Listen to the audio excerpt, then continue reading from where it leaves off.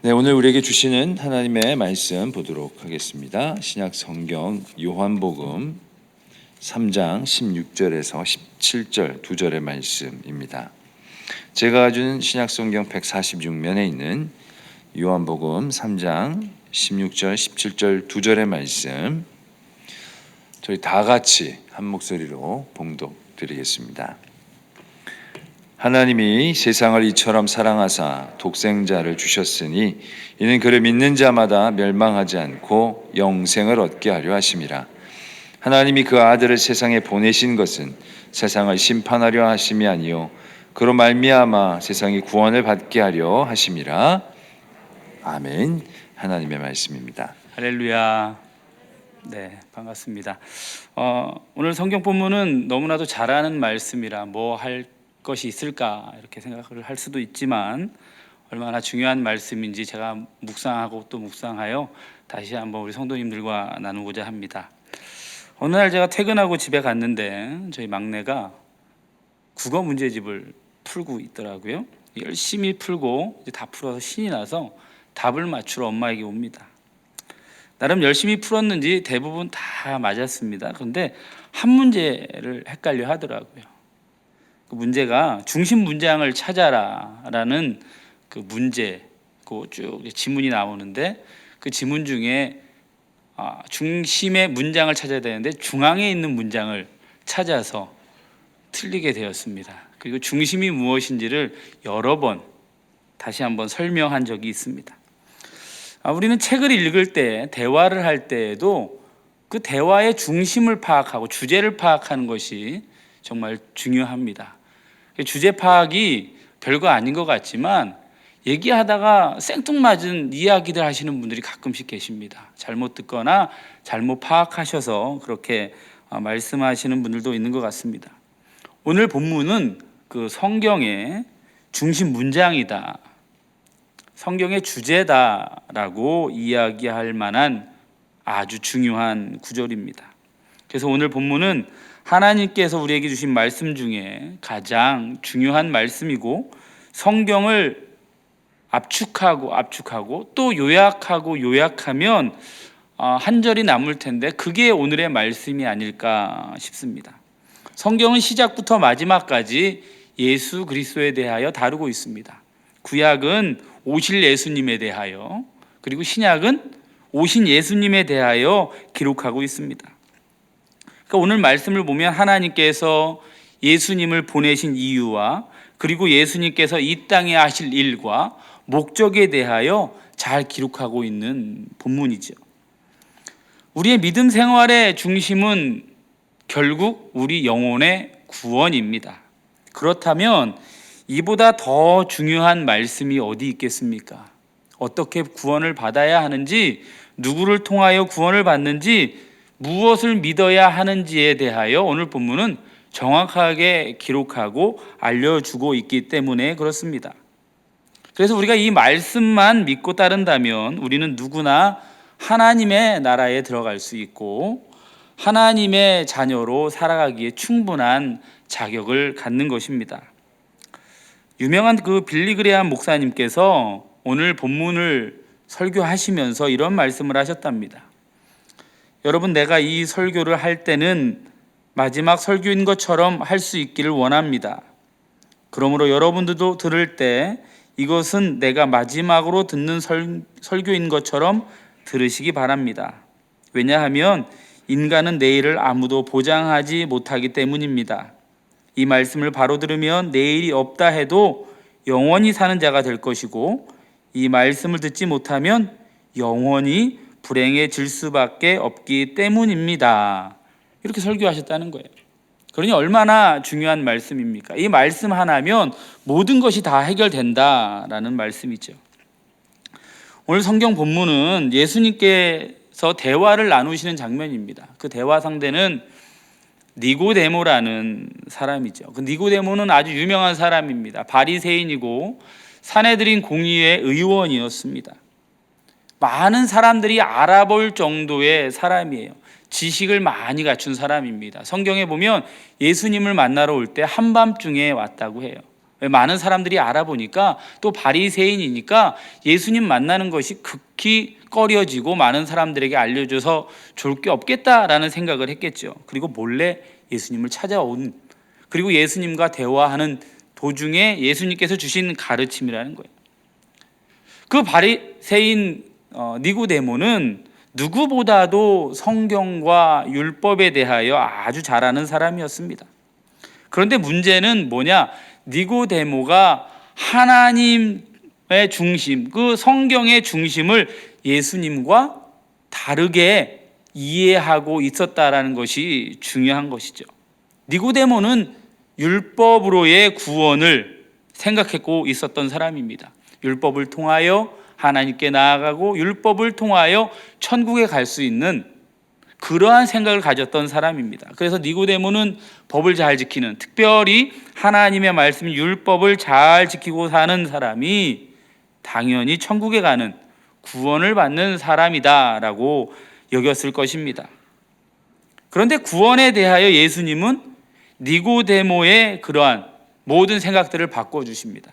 성경의 중심, 하나님의 중심이 다시 예수님의 새로운 말씀으로 니고데모를 깨닫게 해주시는 말씀이죠. 그 말씀의 중심이 오늘 본문 말씀입니다. 예수님께서 니고데모에게 가르쳐 주신 그 진리의 말씀이 그때에도 중요한 말씀이고 2000년이 지난 지금도 우리에게 동일하도록 또 영원하고 중요한 말씀이고 진리의 말씀입니다. 만약에 그 말씀이 영원하지 않다면 믿음으로 구원받는다라는 이 진리가 영원하지 않다면 어느 순간 구원의 방법이 다시 율법으로 바뀔 수 있습니다. 그 영원하지 않다면 그렇겠지요. 그러면 우리는 무엇을 해야 합니까? 다시 율법을 잘 지켜 살아가야 하겠죠. 그러나 율법을 잘 지키고 우리가 어떻게 구원을 받을 수 있겠습니까? 얼마나 성실하게 율법을 다 지킬 수 있겠습니까? 그 많은 율법을 우리는 지킬 수 없을 겁니다. 아마 그러면 율법을 지키다가 안 되면 다시 아마 기다릴 겁니다. 하나님께서 율법으로 구원을 말씀하셨다가 믿음으로 말씀하셨다가 다시 율법으로 말씀하셨으니 어느 순간 다시 또 믿음으로 바꾸지 않을까? 우리는 그것을 기다릴 수밖에 없을 것입니다. 혹은 구원의 방법이 이제는 율법으로 했고 믿음으로 했으니까 이제 돈으로 합시다. 어쩔 때는 또 힘으로 합시다. 권력으로 합시다. 아니면 잘생긴 순으로 합시다. 라고 한다면 어떤 것에 속해 있으실 것 같으십니까? 이런 식의 인간의 모든 장점들을 구원의 조건으로 한 번씩 나누어서 구원을 우리가 하나님께서 우리에게 허락하신다면 그것이 공평할 것 같지만 절대 구원은 공평이라는 것과는 전혀 다른 것입니다. 구원은 공평이 아니라 구원은 믿음입니다. 그래서 인간의 어떠한 생각과 방법이 공평해서 우리가 구원을 받아야 하고 그것이 맞는 것이다라고 이야기하는 것이 아니라 우리 하나님께서는 구원에 대하여 믿음의 조건을 말씀하셨기 때문에 구원은 믿음이 되는 것입니다. 거기에는 여타 어떠한 토를 달거나 이유를 댈 것이 없는 것이죠. 초등학교 어린 아이들에게 중요한 것이 무엇이냐 물으면 대부분 장난감 이야기하고 인형도 이야기합니다. 그리고 그것이 영원히 중요할 것 같아서 막 소중히 여겨요. 그리고 우리 아이들이 소중한 상자라고 열어보면 잡동사니들만 들어 있습니다. 별 쓸모 없는 것들, 어른이 볼 때 별로 쓸모 없는 건데 그 아이들에게는 그게 소중한 거예요. 근데 시간이 조금 지나고 나니까 이 아이들이 중학교 가고 고등학교 가니까 그때 갖고 놀던 건 쳐다도 보지 않습니다. 그리고 누굴 주든지 말든지 신경도 쓰지 않는 거예요. 그리고 커서는 고등학생이 되어서는 이제 점수가 더 중요한 것이 되죠. 점수는 수험생에게도 중요합니다. 그러나 그 점수가 그렇게 또 영원히 중요하지 않습니다. 어느 대학을 가는지 어느 회사에 취직을 하든지 못하는지 그것이 중요한 시기가 되는 거예요. 또 그것을 지나고 나니까 누구와 결혼을 하는지, 언제 결혼을 하는지, 어디서 사는지, 무슨 차를 타는지, 어떤 집에 사는지 또 그게 중요한 것이 되는 겁니다. 그런데 이것들도 나이가 들면 어느 대학을 나오고 어느 직장을 다녔었고 뭐 어떠한 일을 했었고 별로 중요하지 않다고 그렇게 말씀하시더라고요. 나이 드니까 한 70 되니까 생긴 것도 비슷해진더랍니다. 뭐 이렇게 잘생겼던 것 같은 사람들도 똑같이 처지고 주름 생기고 허리 아파하고 이렇게 생긴다라는 거예요. 뭐 많이 먹을 것 같았지만 다 먹는 것도 고만고만 먹는답니다. 그러니까 다 비슷해진다고. 젊었을 때 중요한 것 다 없어지고 나이 드니까 다 비슷해지더라는 거예요. 그 나이 들어서 가장 중요한 것이 뭔가? 야간 먹고 건강한 것이 가장 중요하더라는 거예요. 그 중요한 것이 시간에 따라, 연령에 따라, 시대에 따라, 세대에 따라 계속 변하게 되는 것이죠. 옛날 1970년대에 이전에는 강남 땅은 별로 중요한 땅 아니었잖아요. 그리고 그 70년대 이후에 영동을 개발한다, 남서울을 개발한다 하면서부터 이제 중요한 땅, 비싼 땅 되었습니다. 이렇게 세상의 중심은 또 사상은 시대에 따라 변하고 달라지는 것이 세상입니다. 그런데 우리 하나님은 유행에 따라, 시간에 따라, 세대에 따라 구원의 조건과 방법을 바꾸시는 분이 아닙니다. 2000년 전에 말씀하신 예수 그리스도를 통한 구원이 지금도 예수 그리스도를 통한 구원이 되는 것이고 앞으로도 마찬가지로 예수 그리스도로 인하여 구원받는 것입니다. 그 말씀이 오늘 선포되었고 그 말씀은 우리를 오늘도 그리스도에게로 인도하고 하나님께로 인도하는 귀한 말씀, 예수 그리스도가 된다라는 것입니다. 우리를 향하신 예수님의 사랑과 희생, 헌신은 과거에도 현재에도 미래에도 늘 동일하고 그것은 변함없으신 우리를 향하신 하나님의 은혜인 것입니다. 히브리서 13장 8절 말씀에 예수 그리스도는 어제나 오늘이나 영원토록 동일하시니라 말씀을 이렇게 증명해 주고 있습니다. 예수 그리스도는 변함이 없으십니다. 우리가 죄인 되었을 때도 우리를 사랑하시고 우리가 주님 전에 나왔을 때도 사랑하시고 과거에도 사랑하시고 지금도 사랑하시고 앞으로도 우리를 사랑하시는 예수님이시라는 것. 단지 변하는 것은 무엇이냐? 우리의 생각이고 우리의 태도이고 우리의 상황인 것입니다. 예전에 제가 교육부를 담당할 때 성경학교 집회 때입니다. 아동부 저녁에 집회를 하는데 이제 하나님의 사랑 쭉 얘기했습니다. 그러면서 사랑에 대하여 설교를 했습니다. 그리고 사랑이 무엇인지를 물었습니다. 어른들은 유행가 가사를 이야기하지만 어떤 4학년 아이가 손을 번쩍 들면서 사랑은 복잡한 겁니다. 이렇게 얘기하더라고요. 4학년이 보기에 사랑은 복잡하구나. 그래도 뭐 더 물으려고 하다가 저도 곰곰이 생각해 봤습니다.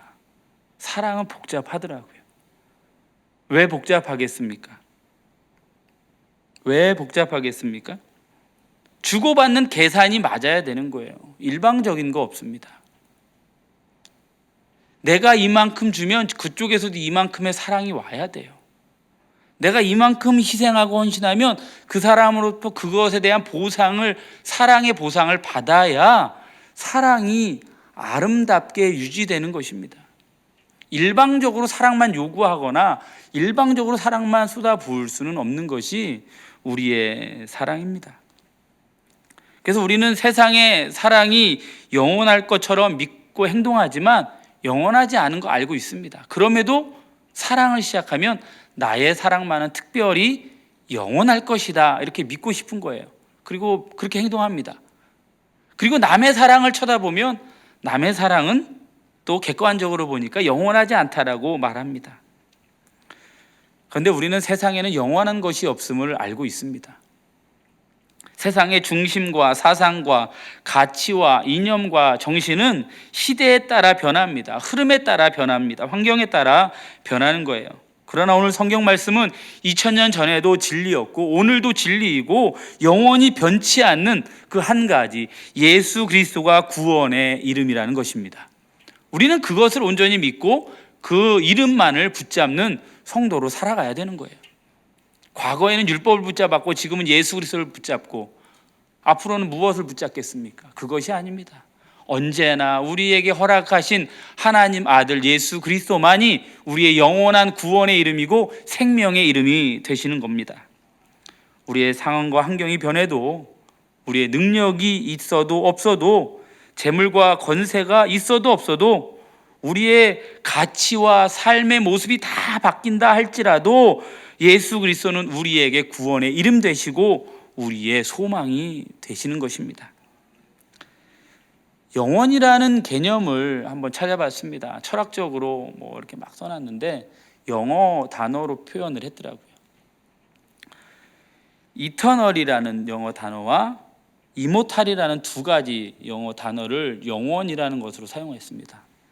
이터널은 끊임없는이라는 뜻이에요. 영원한, 끊임이 없는, 시작과 끝이 없는 거죠. 영원한 것. 그리고 이모탈은 뭡니까? 불멸의 존재, 멸망하지 않는 그런 뜻입니다. 그럼 이 개념들로 볼 때 세상의 모든 만들어진 존재나 대상, 시작이 있는 것들은 언젠가는 사라져 없어진다라는 거예요. 불멸이라는 것은, 영원한 존재라는 것은 태어나지 않은 존재만이 없어지지 않는 존재라는 거예요. 영원한 존재라는 겁니다. 그러니까 태초부터 계셨던 하나님만이 유일한 영원한 존재이시고, 태초 이후에 생긴 모든 것들은 영원할 수 없는, 멸망할 수밖에 없는 존재라는 거예요. 끝이 보이지 않는다 할지라도 반드시 멸망할 수밖에 없는 존재라는 것입니다.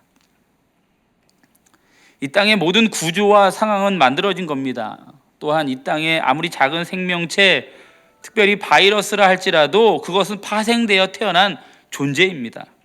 영원부터 처음부터 존재한 그런 생명체는 없습니다. 그러니까 언젠가는 없어지고 사라지는 대상이라는 거죠.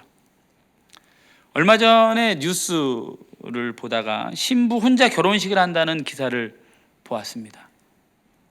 요즘은 뭐 남자끼리도 결혼한다고 하고 여자끼리도 결혼한다고 하고 또 뭐 3명이서도 결혼을 해요.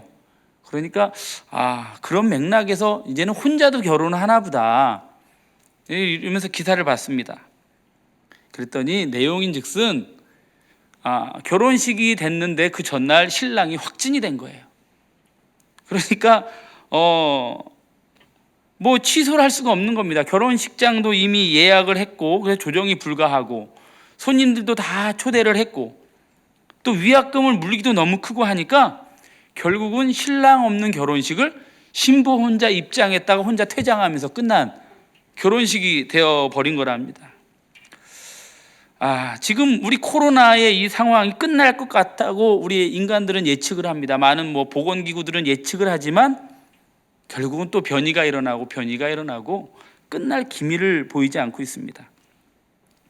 정확한 끝은 알 수 없기에 많은 분들이 힘든 그 삶 속에서 또 여러 가지 생활과 환경, 그 모든 생업의 삶 속에서 정말로 힘든 시간을 보내며 절망하는 분들도 많이 있습니다.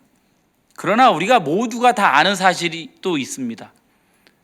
그래도 코로나는 언젠가는 끝난다.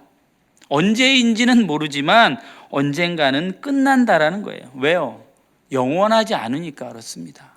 이 땅에 태어난 모든 생겨난 존재는 그렇게 끝이 있는 거예요. 세상이 좋아하든 세상이 싫어하든 세상이 바뀌고 변하여도 결국은 사라지는 존재라는 것이죠.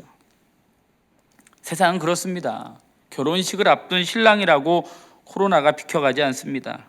하루 앞을 장담할 수 없습니다. 이때는 이렇고 저때는 저렇고 상호 환경에 따라 변하는 것이 세상이에요.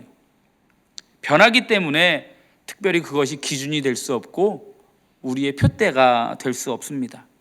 거기에서 누군가 내가 중심이고 내가 기준이다고 말할 사람이 어디 있겠습니까?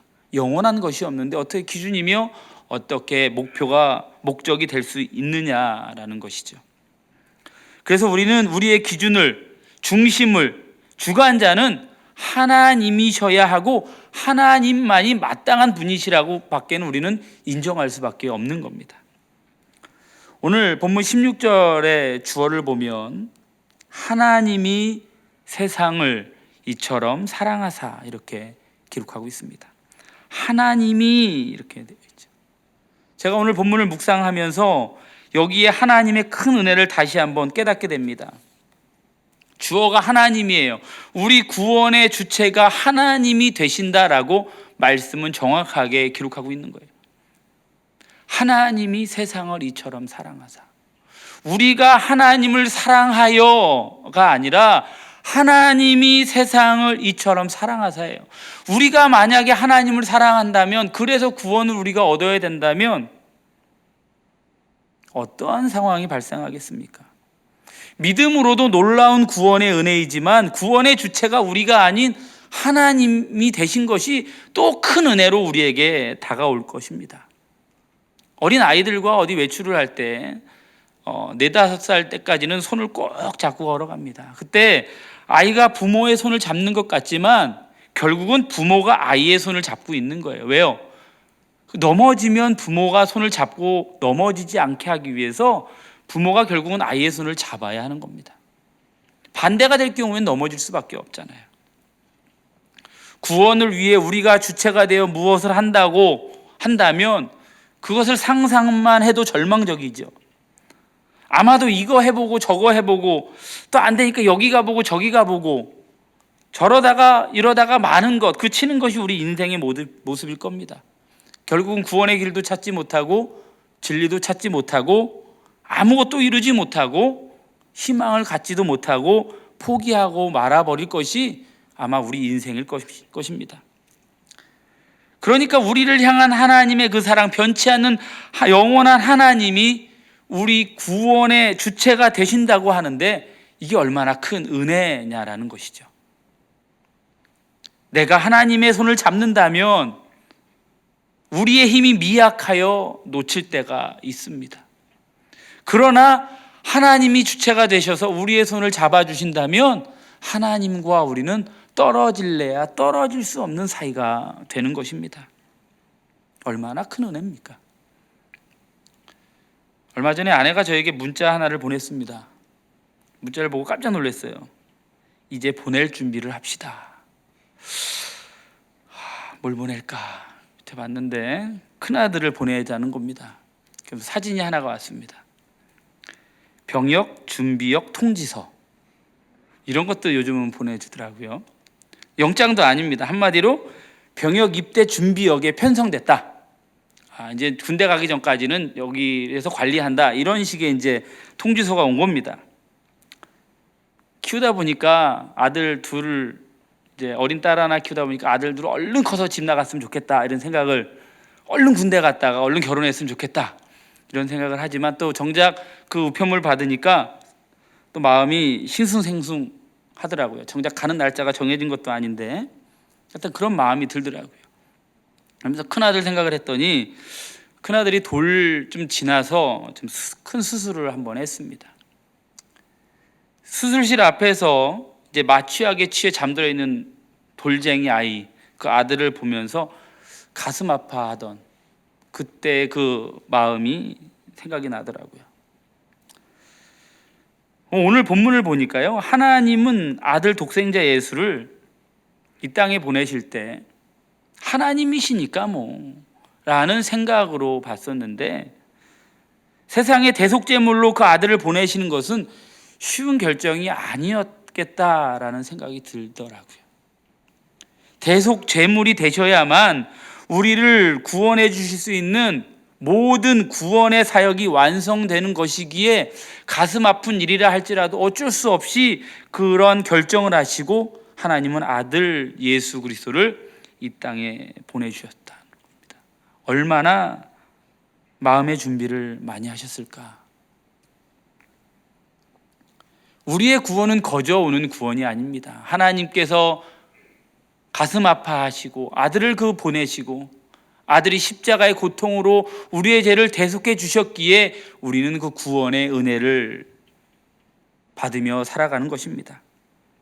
우리의 구원을 위해, 독생자 예수 그리스도를 아직도 죄인인 우리를 위하여 이 땅 가운데 보내신 것입니다.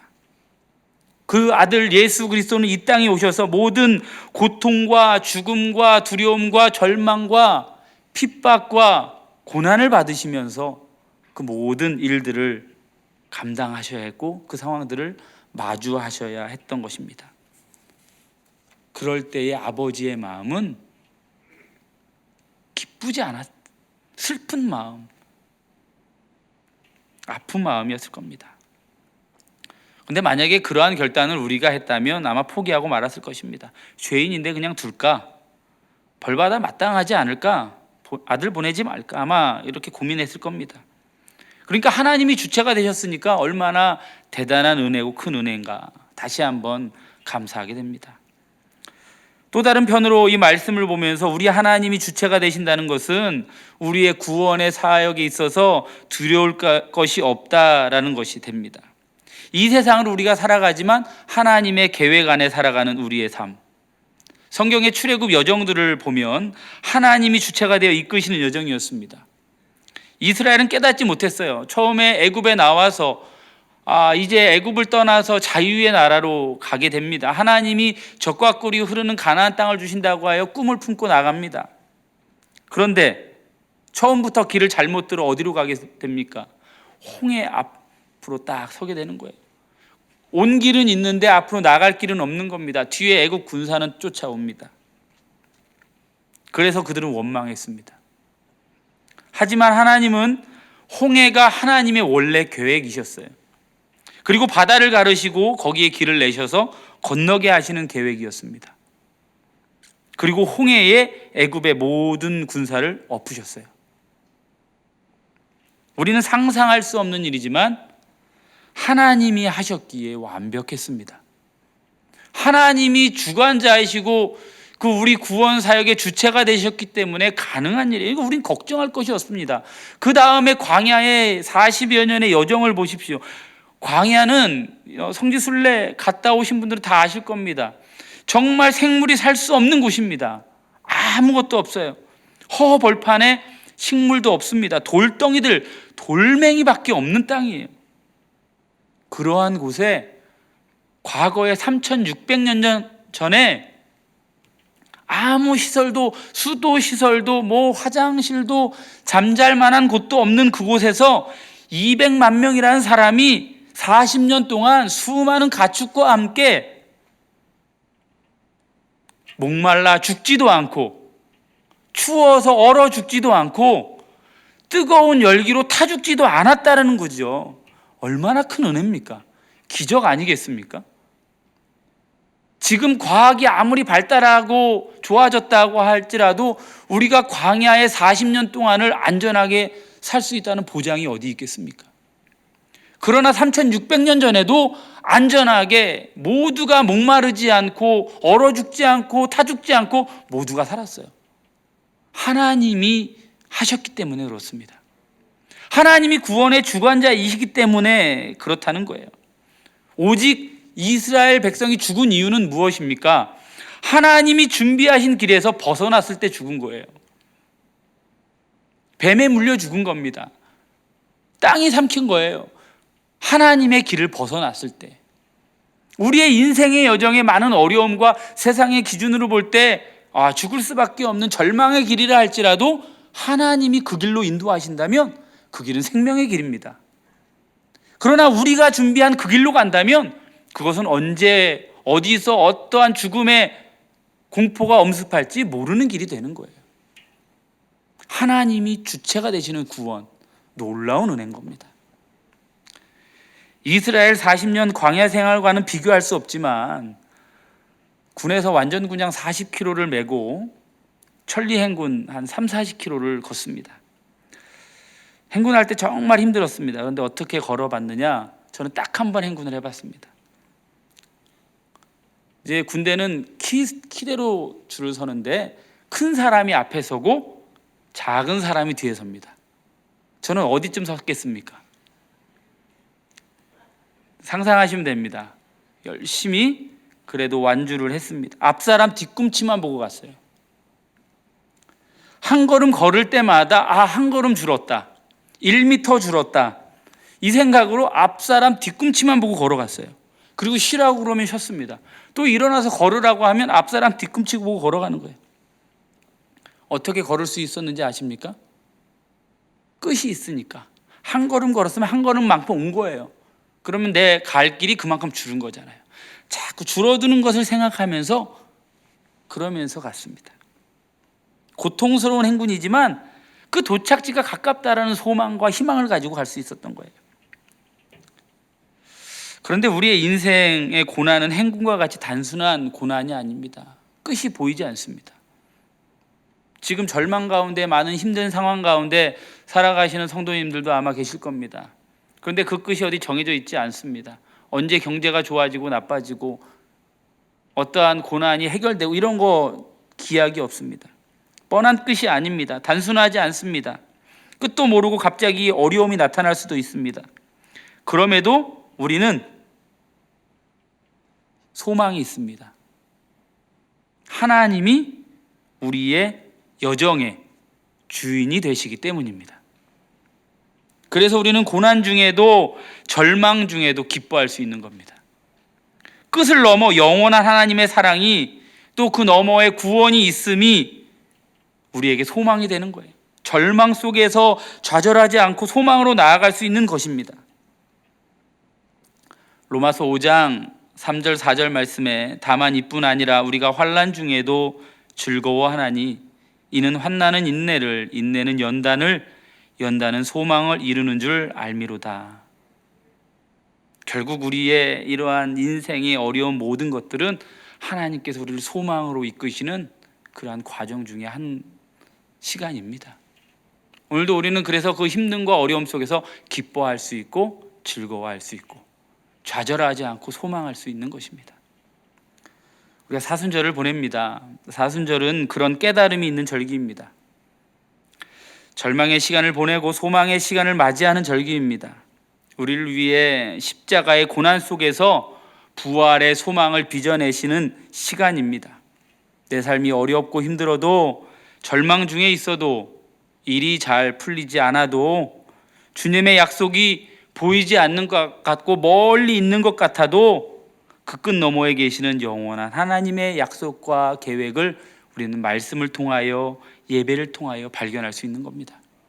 하나님이 준비하신 소망으로 오늘도 힘차게 나가시고 우리의 삶 가운데 늘 믿음 안에 승리하는, 기쁨으로 주님의 뜻을 이루며 주님의 뜻대로 사시는 우리 청운의 모든 성도님들 되기를 주님의 이름으로 축원합니다.